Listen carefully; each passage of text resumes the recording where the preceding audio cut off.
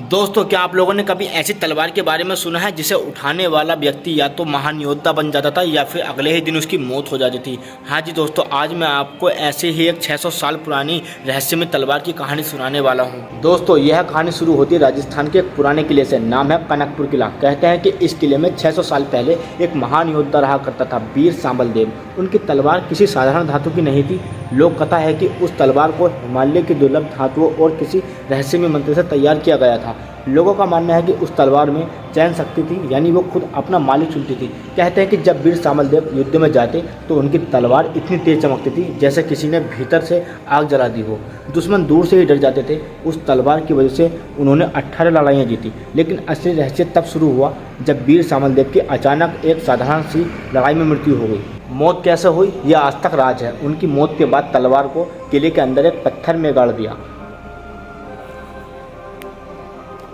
मौत कैसे हुई, यह आज तक राज है। उनकी मौत के बाद तलवार को किले के अंदर एक पत्थर में गाड़ दिया गया, जैसे कोई उसे छुपाना चाहता हो। सदियों तक वो तलवार वहीं दबी रही। लेकिन 1948 में आज़ादी के ठीक बाद कुछ मजदूर किले की मरम्मत कर रहे थे। उसी दौरान अचानक ज़मीन के अंदर से तेज चमक निकली।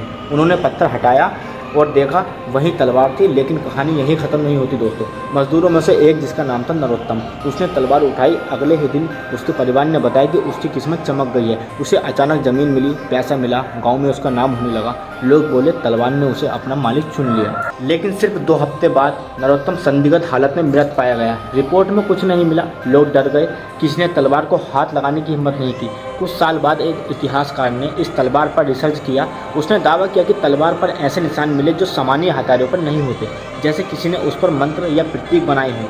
इतिहासकार ने कहा, यह सिर्फ तलवार नहीं, ऊर्जा का स्रोत है। सरकार ने उस तलवार को सुरक्षित करवा दिया और आज भी वो तलवार कहाँ है, ये गुप्त रखा गया है। कुछ लोग कहते हैं कि वह किसी म्यूजियम के गुप्त खंड में है।